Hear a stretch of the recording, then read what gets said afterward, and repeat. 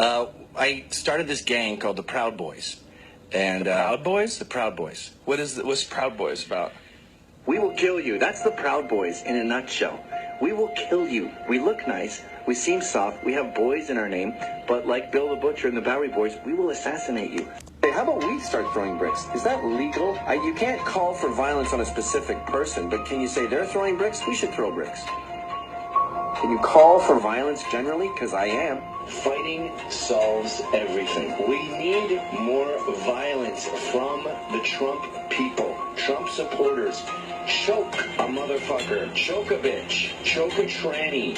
Get your fingers around the windpipe. I want violence. I want punching in the face. I'm disappointed in Trump supporters for not punching enough. Get a fucking gun. Get ready to blow someone's fucking head off.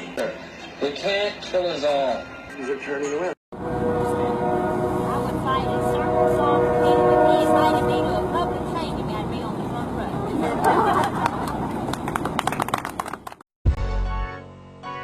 Umbrella. She's up. Whole nother level of shit you can't even understand. What is good, my people? We are live back again with another episode of The Forecast. Now, we as a people have to remember that we aren't the ones that created race. For the last couple hundred years, it wasn't us oppressing other people based off the color of their skin. We didn't create any laws around it or build a whole system around it. But now, after they've shown us how it really is after hundreds of years, if we start talking about black first, then we're labeled as terrorists or some kind of threat. And there are a whole lot of melanated people that get scared when you start talking about race first. Then all of a sudden, we're the ones creating a divide. It wasn't slavery or Jim Crow or the prison industrial complex. That didn't create any divide. But when we start talking about unity based off the melanin we're oppressed because of, then is a problem. And so many of our people would rather identify as something before race. They would identify as a Democrat or a Christian or a cop before they identify as black. Not enough of us want to destroy this system. Too many of us want to assimilate into this system. But there's no way you can improve this system or try to change it from the inside to make it better. America was built off of racism and oppression. And if you take that away, then you take away America. There is no system. The only way you can live in peace is if you destroy white supremacy as a system. But instead of building our own and focusing our resources on our own, we would rather join their police department to try to change it. Because the black people who join the police and say they're trying to do it for good to try to change the police, and they join to try to protect us from the inside, they could easily come together and make their own police force. Even going back to the early 1900s, we had our own police force for our own areas. Even going back to the early 1900s, around the Black Wall Street time, we had our own police force for our own areas, right? Even when they attacked Black Wall Street, those people were fighting back. There's a reason they had to deputize so many white civilians and give them guns and actually call in the government for backup. Even after integration, the Black Panthers came along to police the black neighborhoods. And not only police the white cops coming in the neighborhoods, but to police each other.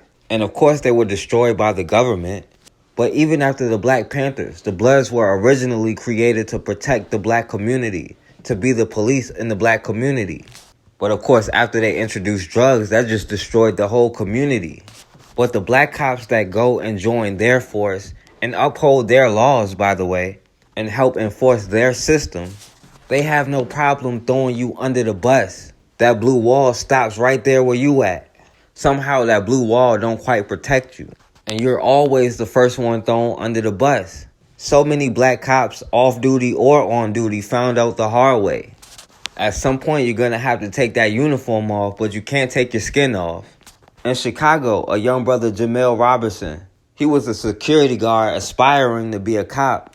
And while he was going above and beyond his job trying to catch a shooter, the Chicago police pulls up on the scene and shoots him. So let's go back and see what happened to this brother, Jemel Roberson. Developments tonight in the deadly shooting of a security guard in Robbins. We are now learning more about the officer who shot him and about past violence in that bar. We have team coverage from the south suburbs. Let's begin with CBS 2's Megan Hickey in Midlothian. Megan.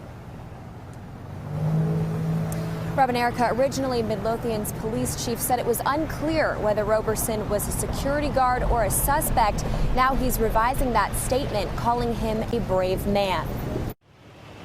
It's the explanation that friends, family, and some witnesses have been giving for days. Had it not been for Jamel Roberson, there would have been absolute carnage. That 26-year-old Jamel Roberson was working to protect the patrons of Manny's Blue Room Lounge after shots rang out inside the bar.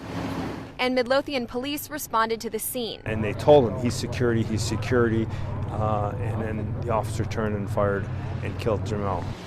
And now it appears the Midlothian Police Department is confirming at least some of that story. Chief Daniel Delaney saying today that initially there were conflicting reports about whether he was a suspect or a security guard in the Sunday morning shooting.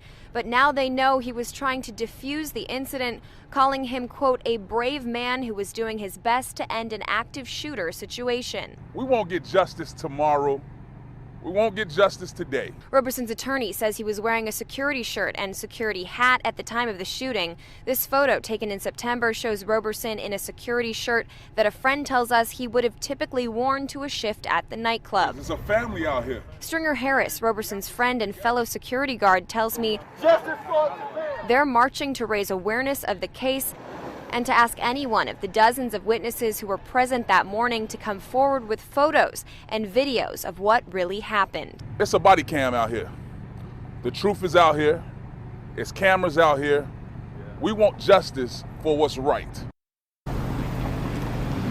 Now, Midlothian PD did not respond to our request for body cam video. The Cook County Sheriff's Office was also at the scene. They're telling us they have no releasable video at this time. So this brother Jamel Roberson was going beyond his duty as a security guard to try to stop an active shooter. And according to the police, they didn't know if he was the shooter or not. I guess the big ass letters he had that said security on his hat and shirt wasn't enough of a clue for the cops. And they said he also had a vest on that said security at the time. But the cops said he didn't know whether he was the shooter or what. And they don't have any body camera footage or any footage from this bar. But the cops said he told him drop the gun multiple times, but he wasn't compliant. But according to the witnesses, they said, no, don't shoot him. He's the good guy. He's trying to help us. But the cop turned around and shot him anyway. Witnesses say security guard Jemel Roberson was acting as a hero when he stopped an active shooter in a Chicago area bar early Sunday morning. But moments later, Jemel was shot and killed by a police officer. Police claim the officer gave Jemel Roberson multiple verbal commands to drop his weapon. Joining us now is the mother of Jamel Roberson's 9-month-old son and unborn baby, Avantea Boos, and her attorney, Lee Merritt. We're so pleased that you're both here and able to speak with us, and we're so sorry for your loss, Avantea. Thank you. Thank you so much.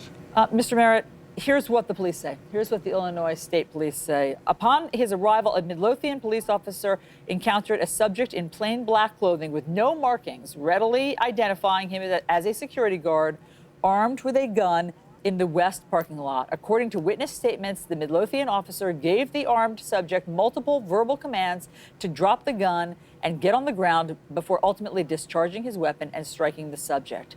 So they're talking about Jamel Roberson there, obviously. What makes you think that he was clearly identified as a security guard? Well, my office has spoken to multiple witnesses who have said the opposite, that he was marked at least 3 times, from his headgear, which said security in big, bright white letters, to a shirt that said security, to a vest that said security on it, again in big, bright white letters. But not only that, there are other witnesses who have come forward who have given statements to say that when police arrived and they put guns on Jamel, they responded to the police, don't shoot him, he's a security guard. We have to remember who we're talking about. This was somebody who just heroically saved countless people in a bar, and he apprehended the suspect, the original shooter, who just shot 4 other people. And so the idea that he should put his gun down if that were even the facts, that he should put his gun down in front of the person who just committed a mass shooting, who attempted to kill several people. That in and of itself would be kind of ridiculous. I mean, I don't know. Obviously, your son Tristan is 9 months old, so he can't comprehend what happened. But have you seen a difference in him? Is he aware on any level of what's happened to his father? No, he just been calling his dad. And what Avanti and I have been discussing this is that at 9 months, this is her son's first Christmas coming up, and her and Jemel were looking forward to this Christmas. He actually was taking extra shifts as a security guard so that he could buy them gifts. The Midlothian police chief has said this: "We view this as the equivalent of a blue-on-blue friendly fire incident." How do you interpret that, Mr. Merritt? Yeah. No, they don't. If they did so, they would be doing this differently. They've already released information that they believe to be exculpatory in their preliminary report. And so if this was a case where they saw this as a friendly fire, or as if a police officer was shot, then we would see this being handled much differently. There would be more transparency. They would have released the name of the officer. We would know more about his background, his training, whether he has a history of brutality. We don't know any of that. The only thing that they have been willing to release are statements that they believe would paint Mr. Roberson, Jemel, in a light that would justify the shooting. And they haven't given credence to those witnesses who have given statements in the other direction. And so we're seeing here what we often see in cases of police brutality is that the investigators, where the police are policing the police, and they're crafting an investigation in such a way as to find a way to justify the unjustifiable. And I don't know that we can truly appreciate that this guy should be being celebrated right now. Jemel should be being celebrated across the country. He prevented another mass shooting. He's the quintessential good guy with a gun that we say we need in situations like this. But he still had to face the reality of being a black man in America. And so although he's a good guy with a gun who's done absolutely the right thing, and that was his job to do, when police arrived, they saw a threat, and they executed him. Now, by the way, I haven't heard a word from the NRA about good guys with guns like we usually do when we talk about mass shooters. Because this good guy with the gun, who just happened to be black, ended up getting shot and killed. But the police said they were just going to see this as blue-on-blue friendly fire. But they were so quick to demonize him and try to justify the shooting. Because in this case with this brother, they're willing to put Blue Lives Matter aside to get on code. And even though this murder is supposed to be friendly, a judge, Joan Lefkow, blocked the motion to even release the cop's name. We remember Jamel Roberson, the 26-year-old security guard who was shot and killed by police after he successfully chased down a man who opened fire on a local bar. Roberson was working his shift at Manny's Blue Room Lounge on November 11th when a drunk patron who'd been asked to leave returned to the bar and opened fire. He ran after the shooter, eventually pinning him down to the ground, according to witnesses. That's when police arrived on the scene and shot Roberson. While bargoers told local media they yelled, "He's a security." While the officer responsible for the killing has been placed on administrative leave, still receiving pay and benefits, this week U.S. District Judge Joan Lefkow blocked a motion filed by the Roberson family attorney requesting the name of that officer be released. Meanwhile, the village of Robbins suspended the business license of Manny's Blue Room Lounge after an administrative hearing on Tuesday. Roberson's community gathered in the parking lot of the Midlothian Police Department to call for an investigation into the murder. We're here out of concern for our community. We're here because we love Jemel.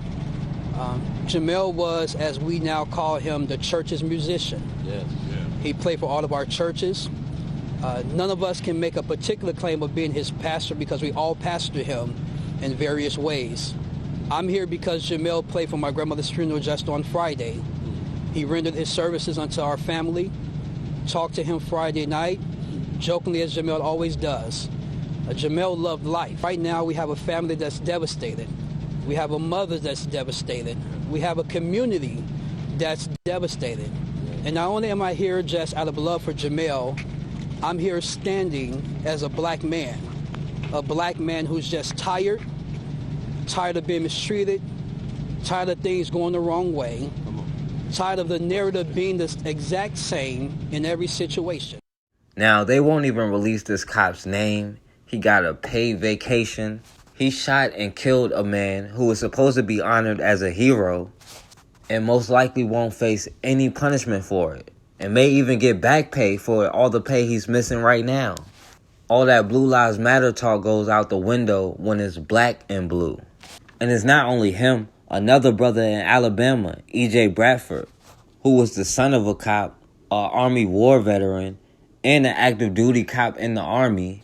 During the shooting in the Alabama mall, he went above and beyond duty to try to stop it, and he ended up getting shot and killed by the police. As an off-duty cop in the Army, he tried to chase down an active shooter and arrest him. And at first, the police said when they showed up, this young brother, EJ Bradford, opened fire and took off running, so they had to shoot him. Then after they realized he was actually a cop and he wasn't the shooter, they changed their story and said he was involved and had a handgun but never actually fired. Now, they didn't get the actual shooter, but they ended up shooting and killing this black cop. Now, understand this. Actual mass shooters who are white, they get arrested, alive and well, sometimes even taken to Burger King. But black cops who try to stop mass shootings, they ended up getting shot dead. And we're still acting confused about what it is. Both of these cops got a paid vacation, most likely won't get in any trouble, and will be right back on the force. And again, I don't hear a word from the NRA about a good guy with a gun, because another good guy with a gun who happens to be black got shot down. We have to understand that these labels won't save us. Trying to change their system from within their system won't save us. And one good thing about integration, it made black people harder to target as a whole. But when we do what we need to do and we build the things we need to build, we have to be ready to protect it when they come.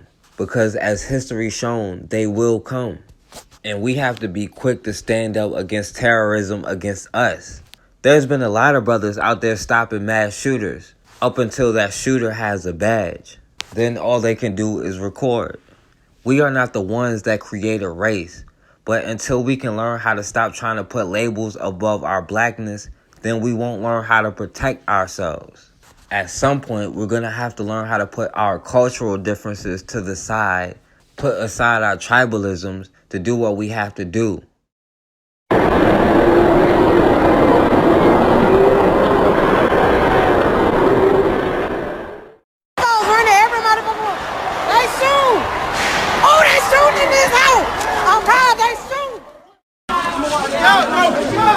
Let's go! Let's go! Hey! Everybody out! Let's go! Let's go! Out!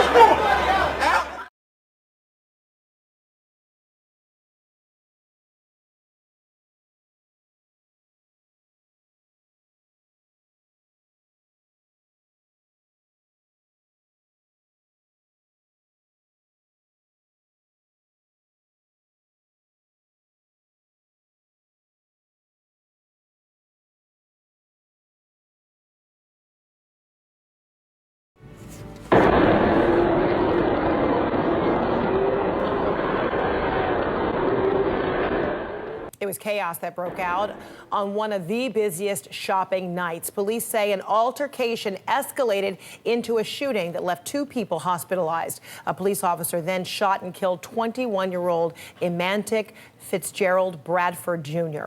An armed man police originally believed was responsible for the shooting. And now they say Bradford was not the man who fired the shots, and the search is on for the actual gunman.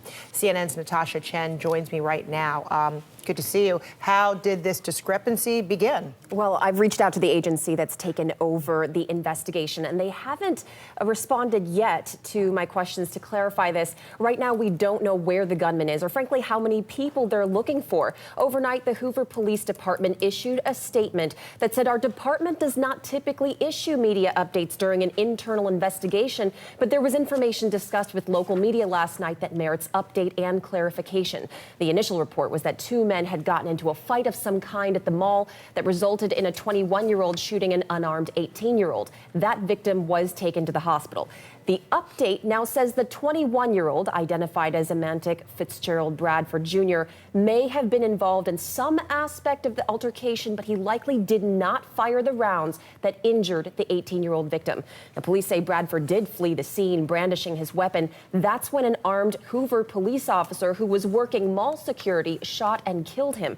So if Bradford is not the one who shot the 18-year-old, there's someone out there who did. Police say they now believe there were more than 2 people involved in the initial fight, with at least 1 gunman still at large who could be responsible for the 18-year-old shooting victim, as well as a 12-year-old girl who was caught in the crossfire. She was also taken to the hospital. We've learned from the Army that Bradford had enlisted but did not complete his training. It's not clear right now if police believe that he may have fired any of the shots during this incident, though they say he was somehow involved. And last we heard, the officer involved in this shooting is on administrative leave while they investigate. Not playing this game. Give me your driver's license. Officer, what did you say now? Sir, I need your driver's license. You see me get my license out Thank right you, now. Please. Okay, but can you tell me what you just said? Give me your driver's license now. No, but can you tell me? It'll be on the citation. No. You said you estimated, so you never clocked it. You're absolutely right. I did not clock it. You didn't clock it, so how can you estimate? How can you estimate and say I was speeding? I'm asking you. Okay, but I'm about to give you a license, but you have to have a radar. You didn't have no radar, so you just automatically said I was speeding. You were slowing down to pull somebody over. You was about to mess with anybody. No, I was about to pull you you wasn't. over. I seen you slow down before I even came around the thing. So you was on some BS regardless. Yeah. Okay. Thank you, sir. That's fine, but you estimated me speeding. Yes. How can you estimate somebody speeding? Give me your driver's license. First of all, stop yelling at me. I'm about the car. Can I pull? You see, it's hard for me to pull it out. You put your phone down. Step out of the car. I'm about to pull my driver's license out. Get it. Do you see how hard it is? Step out of the car. Officer, you're not about to do that, man. Yeah. Not in front of my son. I'm telling you that now. 25 headquarters. Can I have another unit over to Taylor and Terrace? That's fine. Yeah. Okay, don't touch my car, officer, because I'm not doing nothing. Yeah, come on. You're asking me. You see how hard it is get to out of the car now. I have to go get a Get out of the car. Hey, I'm about to get out. I'm about to get out, but don't touch the car. Do not touch me because I'm not doing anything. Get out the car now. Can you give me a chance, please? Come on, let's go. Okay, but can you not grab me? Let's go. Hey, man, stop grabbing me. Put the phone down. Stop grabbing me, man. Get out of the car now. Stop grabbing me, man. Get out of the car. I'm not even doing anything, officer. I'm giving you my ID. Get out of the car. Do you see me giving you my ID? Resisting me now. I'm not even resisting. I'm not resisting. I'm not resisting. What are you doing, man? Hey, officer, he's trying to say that he didn't even clock me. Get your hands behind your back now. They're talking about I'm not resisting. Taser. Put your hand behind your back now. You see my hands. You see my hands, officer. You see my hands. What are you talking about? He's sitting here talking about that he didn't even clock me. He said he estimated me speeding. He didn't have his thing out. Guess what? You're getting a ticket and you'll be anywhere or you want to go to jail. Why are you cuffing me for a ticket? In front of my officer, come on, man. I work at Cleveland Heights. I'm a damn teacher's assistant and I coach football. Okay, then you should be respectful then. I did, but he said, let go. I'm not even doing nothing. What are you talking about? Look at my hands. Mommy. Look at my hands. Look at my hands. Got it. I'm not even doing nothing, man. I'm not getting in the back of the car. Yeah, you are. They said they estimated his speeding time. They bring him cover.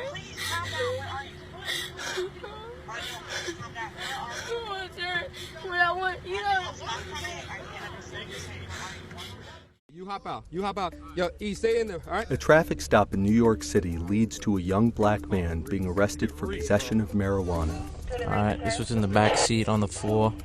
It's a marijuana cigarette. Marijuana laws have relaxed in much of the country, but in New York there were still 18,000 arrests made last year. Those arrests are rarely contested. What? You can do it from the sidewalk. Step back. Yo, you were just playing something in my car? But videos provided to the Times by public defenders in this case raise troubling questions about how far officers are willing to go to make an arrest. The NYPD told us the officers in this case did not act improperly. Here's what happened. Give me your license. Officers Elmer Pistron and Kyle Erickson stop a BMW in Staten Island in February of 2018. They say the car windows were excessively tinted and the driver turned without signaling. Inside are 4 young black men.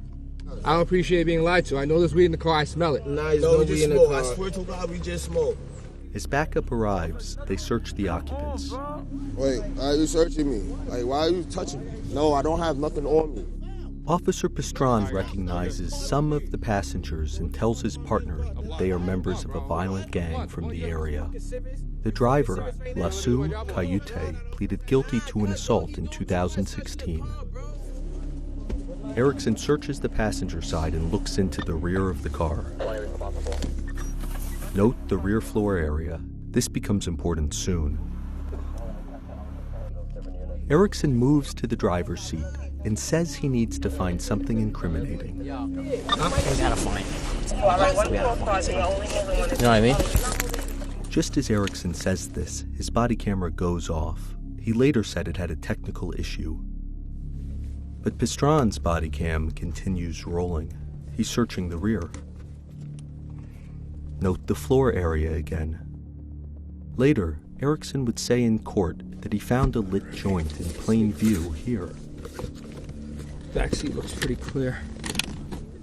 But Pastron, who's leaning right over the area, doesn't see anything. A minute later, Erickson enters the rear of the car. He searches the back seat. Remember, his camera is still off.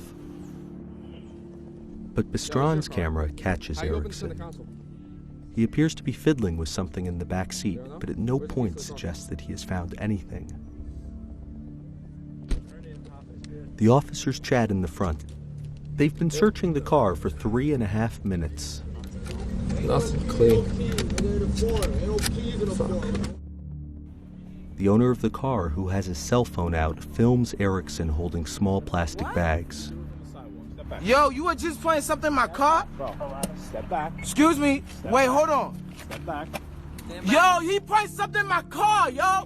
He placed something in my car. We don't know where the bags come from or what Erickson is doing with them. The driver is handcuffed and his phone is taken from him. Yo, why am I getting locked up? Pastron tells another officer that no contraband was found. Nah, we didn't find it, but he's bugging out, so I guess now it's going to be OGA. He's not letting us do our job, you know? At the same time, Erickson is inside the car. His body cam turns back on. It has been off for over 4 minutes. The first 30 seconds of video have no sound. That's because police body cams keep rolling and save a segment of video that's filmed just before they're switched back on. The audio begins here, signifying the moment the camera was activated.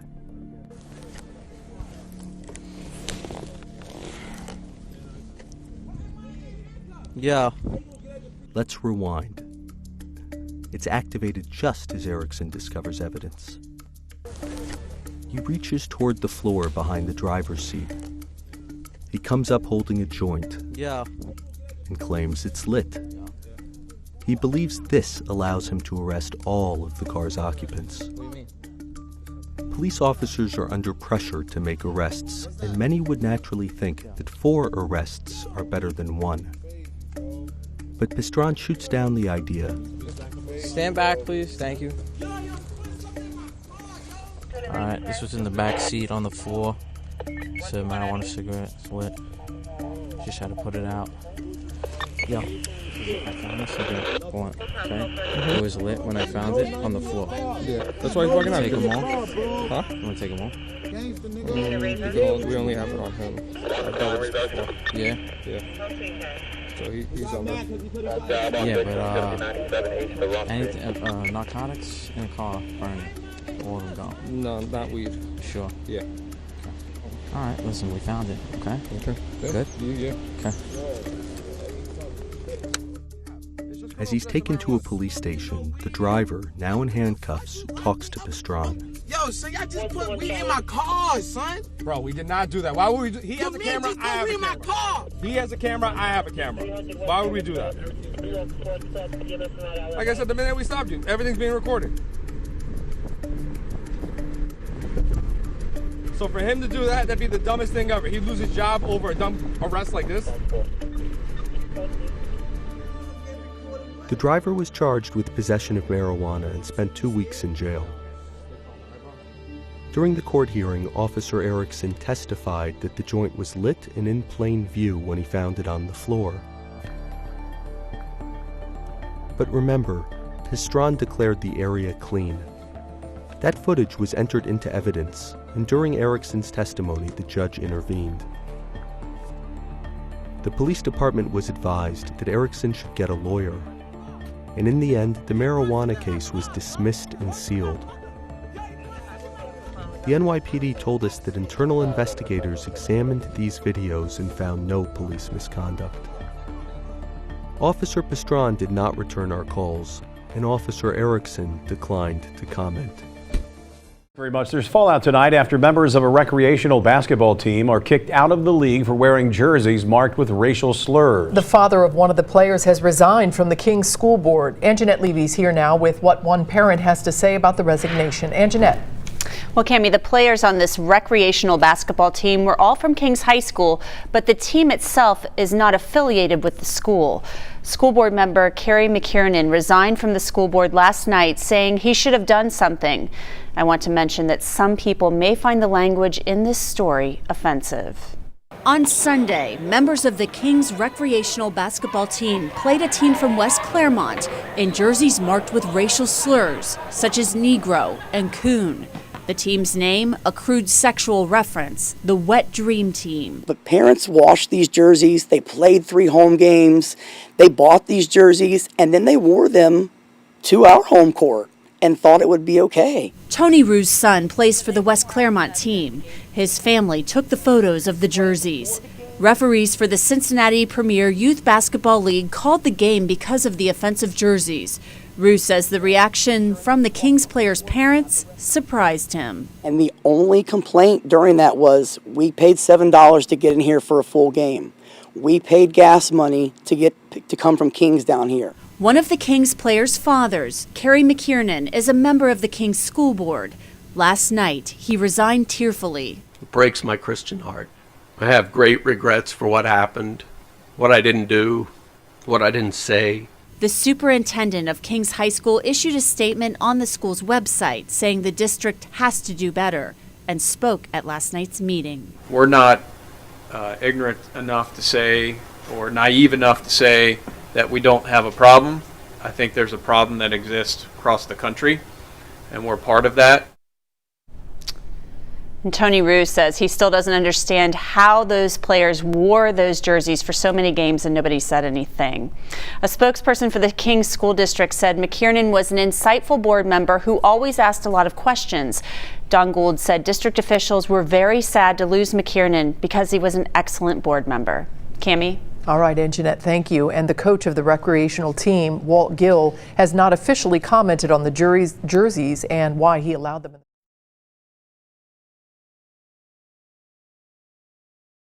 All right, and we back on the forecast.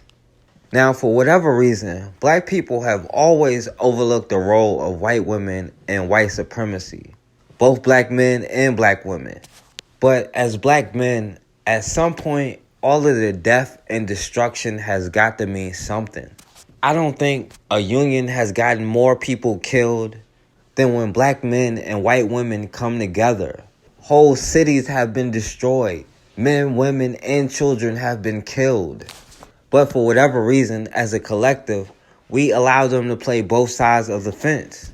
We let white women call themselves minority, and then they turn around and be the biggest ones against benefits for minorities, even though they benefit the most, because they rather be on code with white supremacy than with you. And white women try to equate their struggle with the struggle of black people as if it could even compare to black women alone. But white women have never been in a lower social class than black men in America. For as much as people talk about patriarchies, white women get off on having power over black men. And while they're in a power struggle with white men and fight them over who's in charge, most of the laws that come from white women movements like feminism or the Me Too movement happen to affect black people the most negatively. These laws that they create for white women specifically target black men, and in most cases it's black men who are going to jail for it. White women talk about pay gap as if they aren't getting paid more than everybody else. But they don't talk about the sentencing gap. And the biggest gap is between white women and black men. White women get the least amount of time, black men get the most. And until black men and white women get the same amount of time for the same crime, then I got a problem. But too many of us give white women a pass no matter what they do. In Omaha, this brother Amir Bey got stabbed to death by a white girl, his fiance, Crystal Gross. This white girl can stab a brother to death and walk away without any punishment. So let's go back and see what happened to this brother Amir Bey. Right now, a 30-year-old woman is in the Douglas County Jail for allegedly stabbing and killing her boyfriend just hours after attending her sister's wedding. She is Crystal Gross. Deputies say they found the victim inside a home last night at 169th and Grand Avenue. KETV Newswatch 7's James Wilcox is live with the breaking news update. Crystal Gross is from Houston, Texas. She was in Omaha with her boyfriend, 35-year-old Amir Bey, for her sister's wedding. In fact, neighbors tell me that the couple was staying with that sister in that home behind me, which is where the stabbing happened, inside that sister's home. It was around 9 o'clock Saturday night. Neighbors also tell me that the couple, Gross and Amir Bey, had just returned from the wedding reception when the stabbing happened. It's unclear what led to it, but investigators in Douglas County say at some point Gross stabbed Bey. Doctors treated him at Bergen Mercy, but couldn't save him. Deputies arrested Gross at the crime scene. Tonight, the 30-year-old is booked on criminal homicide and felony weapon charges. And I was at the home this afternoon when Gross's sister returned with her new husband, again just married yesterday. They didn't want to talk, but neighbors say as Gross was being arrested, she could be heard saying, "Tell my sister I'm sorry." So this brother Amir Bey, who lived in Houston, but he was up in Omaha with this white girl for her sister in her wedding. And I don't know why this brother would go to Omaha. But according to the report, they were at the reception for the wedding. But apparently they left early because they got in an argument. Now witnesses say this brother Amir Bey was calm. He was trying to calm her down. But she was the one provoking the situation. They said she was so drunk at the reception that the bartender had to cut her off. He said he wouldn't even serve her. So as they left, according to her, Amir raised his hand at her in the car. And she said she jumped out of the car and fell into a muddy field. Now keep in mind, everybody knows she's drunk. So drunk, this brother had to get her into the car and take her home. Her neighbors said they saw her on the porch laying down, wailing. And this brother Amir had to come out and bring her in the house. She was probably out of her mind drunk. But according to her, after she was the one being aggressive, and he's been the one trying to calm the whole situation down, she claims she ran upstairs to get away from him, but he followed her and grabbed her by her hair. So then she said she ran in the kitchen to grab a knife, and apparently he had a death wish. She said he was like, "What you gonna do?" and then ran at him, so she had no other choice but to stab him. She said she didn't know what else to do. And of course, this poor little white girl was in fear for her life. And white women have been using that fear for my life story longer than the cops have. Now, in this case, they actually did arrest her. I guess we made some progress. But we act like we forget about the history of white women until it's some kind of death. And now even his mom realizes there's a good chance this white girl won't get punished for killing this man. Mother wants justice following her son's death. A 35-year-old Amir Bey died in northwest Omaha Saturday night. Deputies say his girlfriend stabbed him. It's Crystal Gross in the photo, and she's now jailed for criminal homicide. They were in town from Texas for her sister's wedding, and the stabbing happened in her sister's home. KETV Newswatch 7's James Wilcox spoke with Bey's mother tonight. James is live.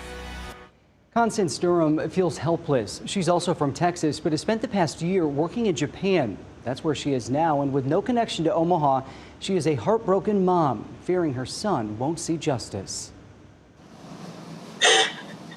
This is unbelievable to me. I cannot wrap my head around my son being murdered.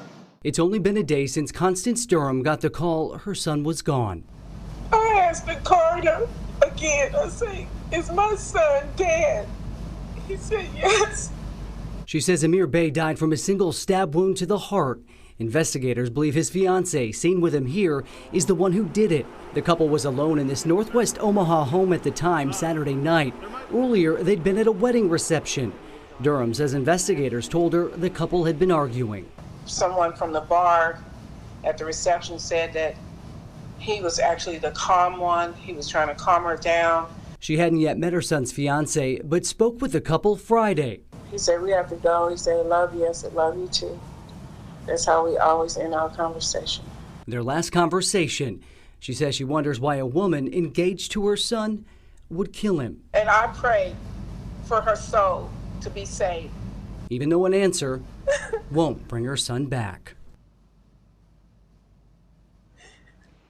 Bey's mom worries the claim of self-defense could lead to a quick open and shut case, but investigators tell me there will be no rush to judgment. In fact, they are still following up on leads and interviewing people who were with the couple at that reception. As for Gross, she is still in custody, but is yet to be formally charged.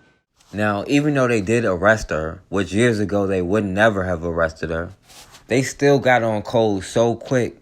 There's no way a white woman will ever be charged with hurting a black man when it comes to domestic violence. That is the one form of domestic violence that's justified, even if it's death. A white woman will never be punished for hurting a black man because it'll always be that black man's fault. Even though she was the drunk one, even though he was the one who was trying to calm her down. She even had a history of domestic violence towards him before, which should have been a red flag itself, but for whatever reason, we tend to give white women passes for what they do. She got drunk before and punched him in the face in front of his family. This white girl has been convicted on drug charges twice for Xanax and cocaine, but everybody still gives her the white girl pass. This white girl can do no wrong. And even though this white girl, Crystal Gross, was a swirler, the DA, Don Klein, still got on code. He played the innocent white girl versus the big bad black man, which is just as effective as it ever was in America. And he released her without any charges. Now, no matter what she does, she is still the pure white girl, and you're still the big bad black man. And you have to pay. 30-year-old Crystal Gross, seen here outside the Douglas County Jail, had been locked up since the deadly incident Saturday night. Douglas County Attorney Don Klein says witnesses say Gross and her fiancé, Amir Bey, started arguing at her sister's wedding reception.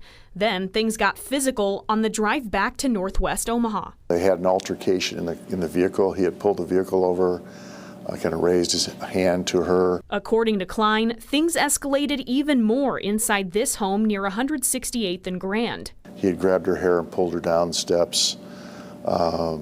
They fought. Klein says neighbors reported hearing screaming. Gross told investigators Bey wouldn't back off. I was getting beaten. I tried to get away from him, those kinds of things. Klein tells me that's when Gross reached for a kitchen knife.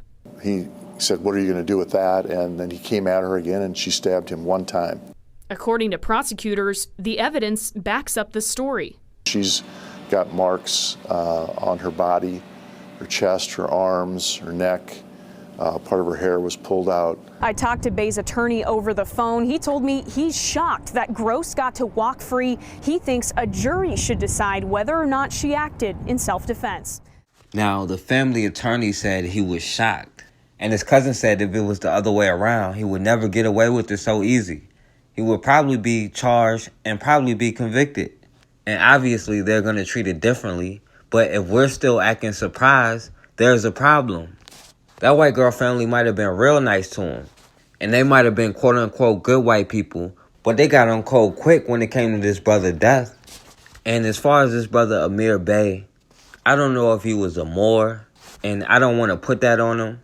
But when it came to this white girl killing them, the law didn't mean anything. It didn't matter if he classified himself as black. This brother may not even classify himself as black because he doesn't see himself as that status. But when it came down to it, that's how they saw it. That Moor stuff hasn't worked since the mid-1600s. You got a better chance of saying you're Christian and get respected than saying you're a Moor or you're not black or whatever. At the end of the day, in the white supremacy system, it doesn't matter what you label yourself as. Until you destroy the system, it doesn't matter what you call yourself. When this white girl got mad and got drunk and got high and decided to kill him, the Black's Law Dictionary couldn't help this brother because they have a code. And if we can't get on code at least based off the melanin we're being oppressed over, then we're going to continue to be subject to their rules, their laws, and their punishments. And I don't want to be subject to their rules. We want to be in control of our own destiny. We want our children to have control over their destiny. And we want them to have the best future they can possibly have. But that won't happen until we put aside our tribalism and get on code. Because at the end of the day, we are all we got. A Texas woman is headed home after prosecutors decide not to charge her with homicide. Crystal Gross was arrested after her boyfriend was stabbed to death. Jessica Gill was waiting outside the Douglas County Jail this afternoon right as Gross was released. And she had nothing to say to our camera, nor did her family. Her brother-in-law actually telling me they just need more time before they make any kind of statement. County Attorney Don Klein, however, saying Gross's use of deadly force was indeed justified. Let's take a look at that new video from earlier today. Gross being picked up from jail in a white pickup truck. She was hiding her face as she passed by our camera. Now, to recap things for you here, this whole incident happened Saturday inside the home of Gross's sister near 168th and 4th Streets. Gross and her boyfriend Amir Bey had left the wedding reception of Gross's sister. They started fighting on the car ride home. The county attorney describing exactly what happened when the two arrived back at the residence. She went in the kitchen. He followed her in there. She grabbed a knife. He said, "What are you going to do with that?" And then he came at her again and she stabbed him one time. As you just heard, Gross had stabbed Bey just once, but right in the chest. Bey was pronounced dead at the hospital. Klein also saying Gross's body showed marks consistent with her story of physical abuse from that night. Simply put, Klein says Gross was trying to defend herself. Klein also tells me that Gross became visibly upset during the interview she had with authorities. She kept repeating phrases like, "I didn't know what else to do. I was getting beaten and whipped. He wouldn't stop, and he wouldn't get away from me." Gross was released here from the Douglas County Jail just after 12:30 this afternoon. So excuse me, man, why do I have to leave when I haven't done anything? I got kicked out of the store for what? I'm coming to buy a card. I don't know what you're talking about or anything. My name's not on nothing of what you're talking about. People that you're talking about ain't got nothing to do with me. So what? You can't record employees. No, yes I can. Don't touch me. Do not touch me. Do not touch me. I'm waiting for the police. Do not touch me. Why am I being kicked out of the store? Yes, I have a subject here who asked to leave, and he's recording me now. He's being very hostile. I'm hostile. It's on camera. 115 River Hills Road, Target, please. It's on camera. I'm not being hostile. I don't know what I did wrong. I come to buy a card.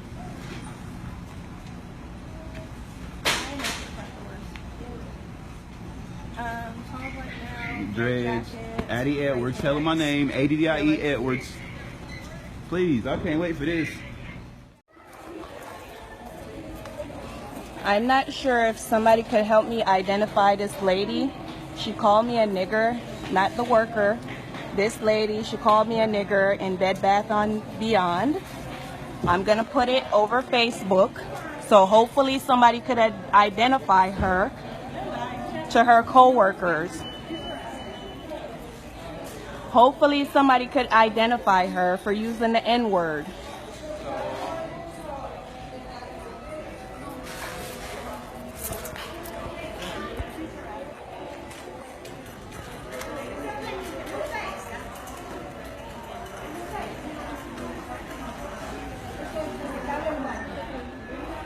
I'm positive when I put this on Facebook, somebody will be able to recognize you.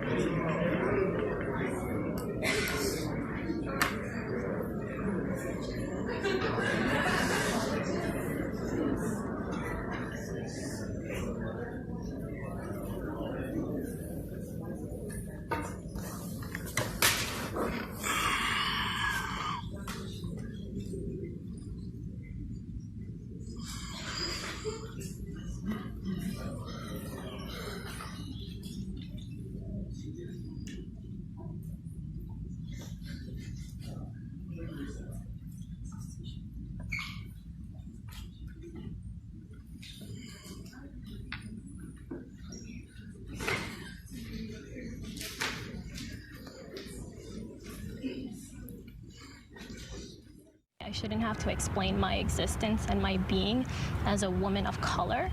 A Smith College student wants answers, and she wants change after someone at the school saw her eating lunch and called police because they believed she seemed out of place. After what she describes as a crushing experience, she turned to social media to tell her story. And tonight she tells WBZ's Christina Hager that she wants the person who called police to come forward. And that's just not fair. This shouldn't happen to anyone at all. Amu Kanute is a rising sophomore at Smith College and works here this summer teaching chemistry to high schoolers for Smith's STEM program. She was reading in the dining hall of the Tyler House dorm here Tuesday.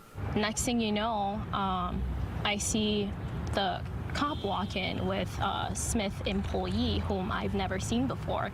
And the man asked me, we were wondering why you're here. She says police told her an employee had called about a suspicious black man.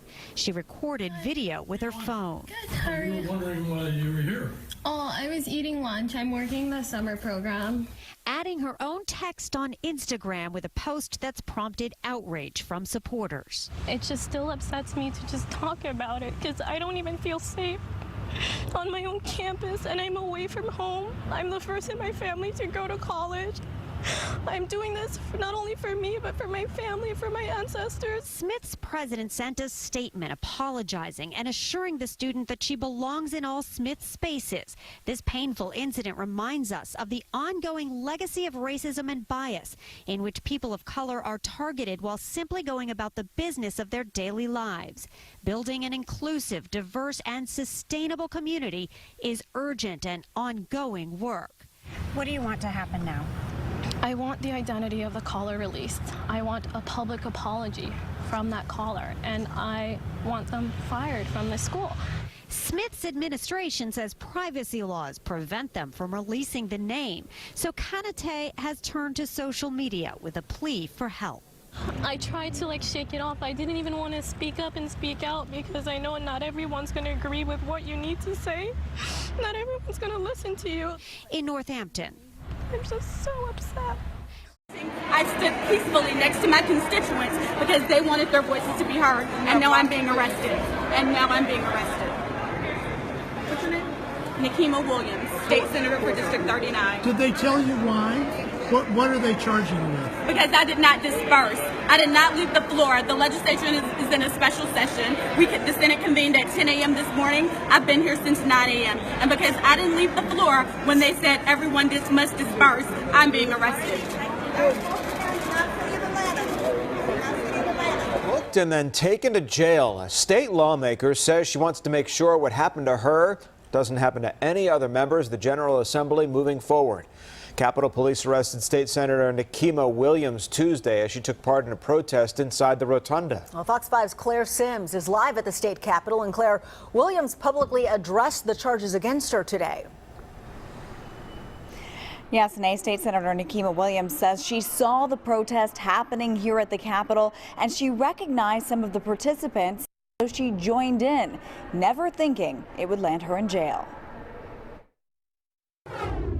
I'm State Senator Nikema Williams, and the last 24 hours has changed my life dramatically. Out of jail and back at the Capitol, Democratic State Senator Nikema Williams says officers arrested her for refusing to leave the building during a protest Tuesday afternoon.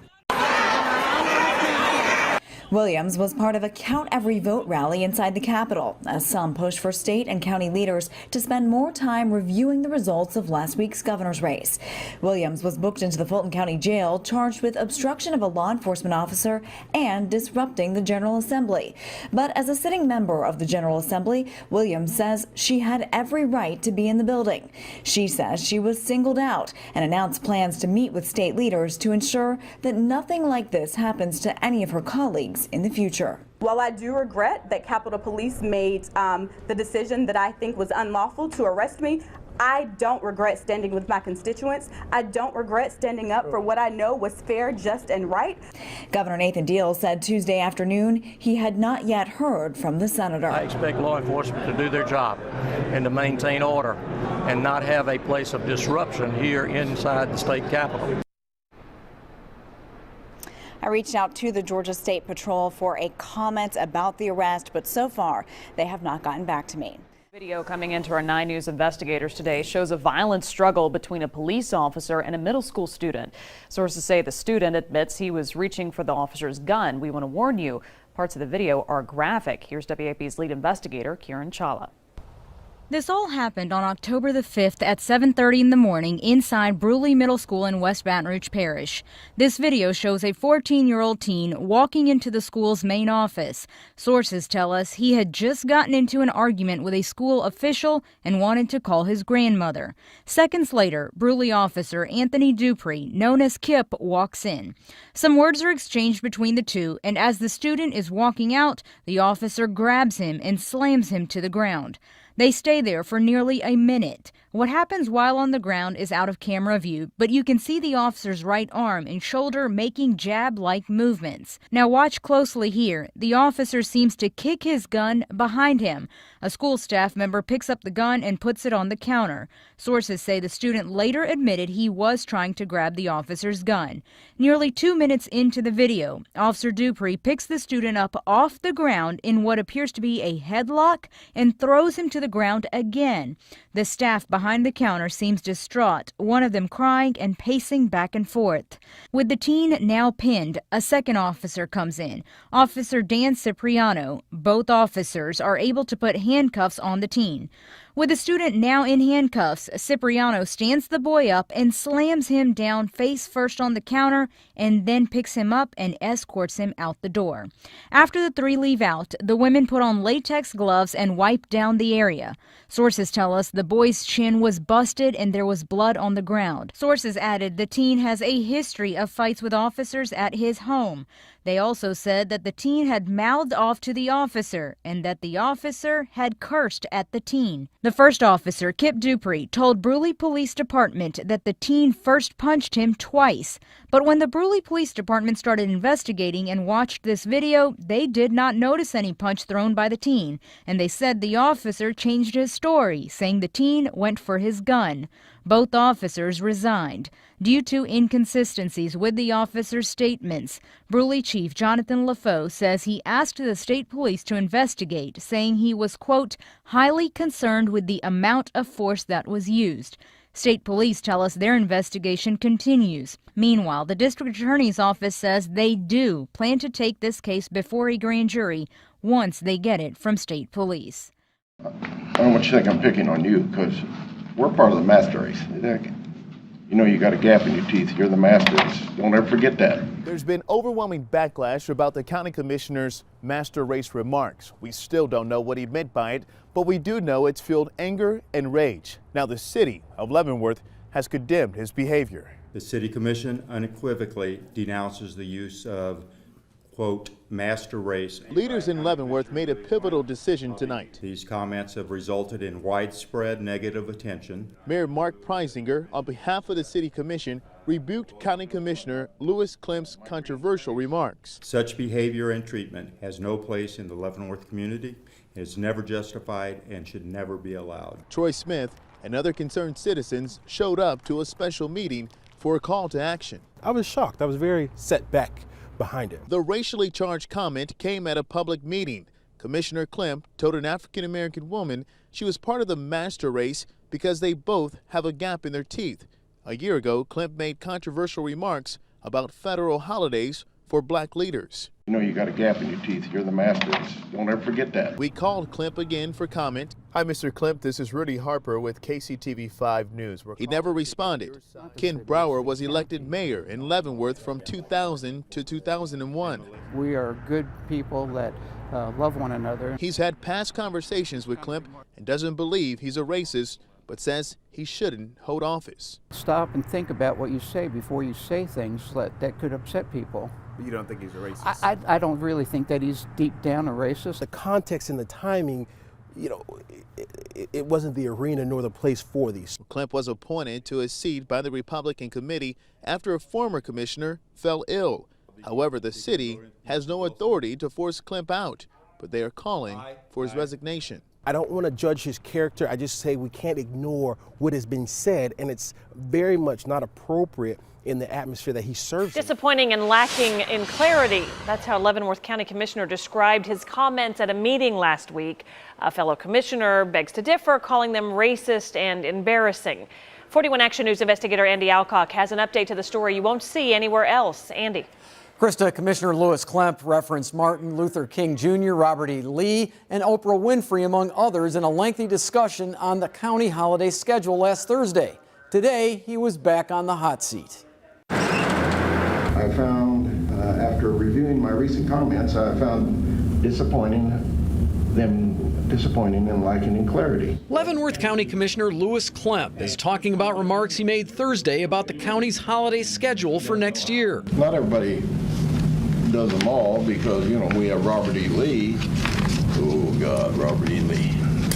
Wonderful part of history. Before he was finished with his roughly 8-minute speech, Klemp said Abraham Lincoln wasn't popular with some blacks because he didn't emancipate them fast enough. Mentioned that his great-great-grandfather owned a slave, questioned the Martin Luther King Jr. holiday, and wondered why Oprah Winfrey didn't have a federal holiday. Today, Klemp did not address his specific comments, but did say they were too long. Our taxpayers deserve a more efficient meeting. Commissioner Bob Holland called for Klemp's removal from office and an immediate apology on Friday. He also witnessed Klemp's comments today. I have not changed my mind, and I do not consider that an apology. We tried to speak with Klemp after today's meeting. Commissioner, your colleague called for your removal from office on Friday. Your reaction?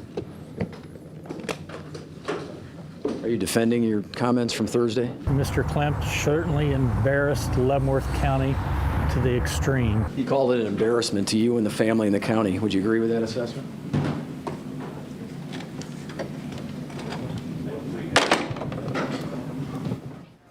Now, Holland says his call for Klemp's removal isn't likely to go anywhere. According to Klemp's daughter, 6 hours of skin cancer surgery the commissioner had last week may have affected his comments Thursday.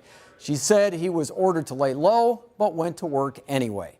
I also recognize that this comment was twisted and it was turned into a weapon to be used against me.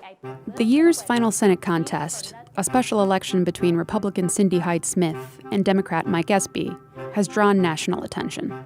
Why? It might be because Hyde-Smith, who was appointed to replace Thad Cochran in 2017, has encountered a series of controversies on the campaign trail.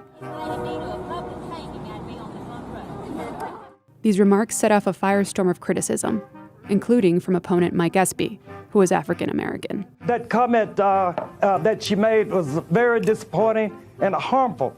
Disappointing to millions of Mississippians of goodwill, but very harmful because it again reinforced the stereotypes that we've been trying to get away from for decades. As the criticism grew to a national level, Hyde-Smith issued a statement with an apology and seemed reluctant to further talk about her remarks. Have you ever been to a public hanging? What is a public hanging in your context? We did address it yesterday. Thank you very much. Hyde-Smith made a formal apology when asked to address her comments during a debate on November 20th. You know, for anyone that was offended by my comments, I certainly apologize. There was no ill will, no intent whatsoever in my statements. She also landed in hot water over these remarks, seeming to support voter suppression.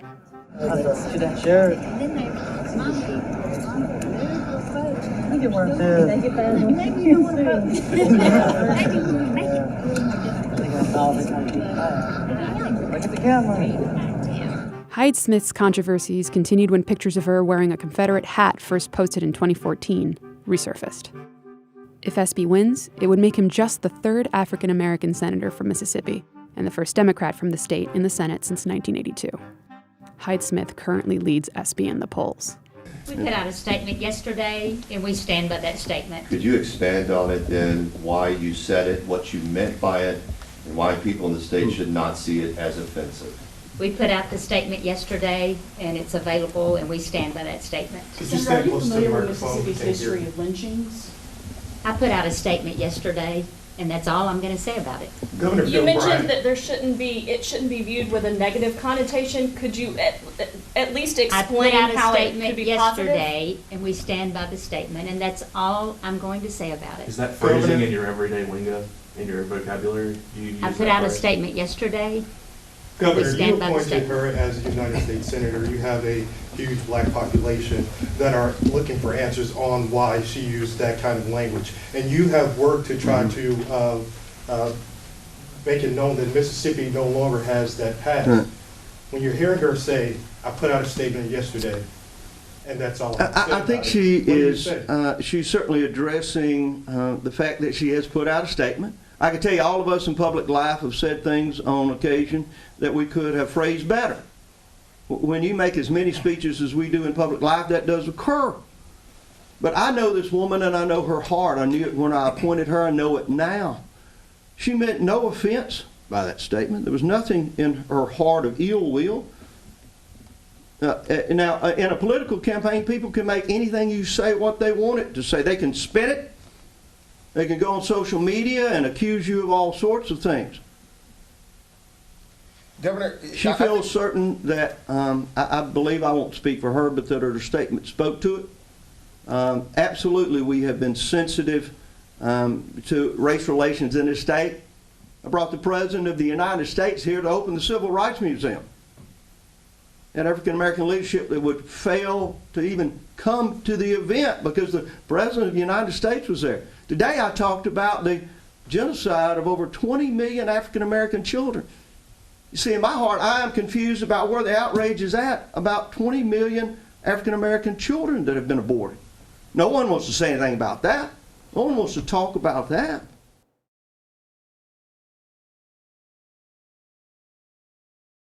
All right, and we back on the forecast.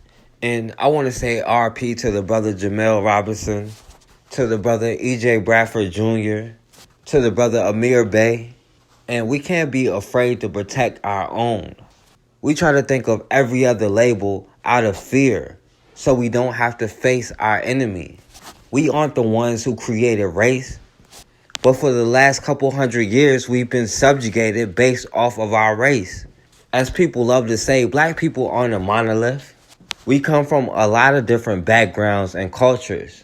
But until we put aside our tribalism and learn how to protect ourselves, especially when we build the things we need to build, they're gonna come.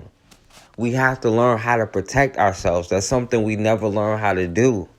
Europeans understand their differences and there are differences between them, but they get on code when it comes to us, no matter what their differences are. That's something we have not learned how to do. We learned how to build an economic base. We had our own schools. We had our own businesses. We built the things we needed to build, our own communities. We had the black family, but we needed to learn how to protect it. But once we learn how to put aside those tribal differences and do what we got to do to protect ourselves and our children and create a system designed to protect ourselves and to give our children the best opportunity in the future until our lives, our children's lives, mean more than the divisions, then we'll continue to be subject to their laws, their rules, and their punishments, and there's nothing we can do about it. So, as always, man, we have got to start standing for something, or we're going to keep falling for anything.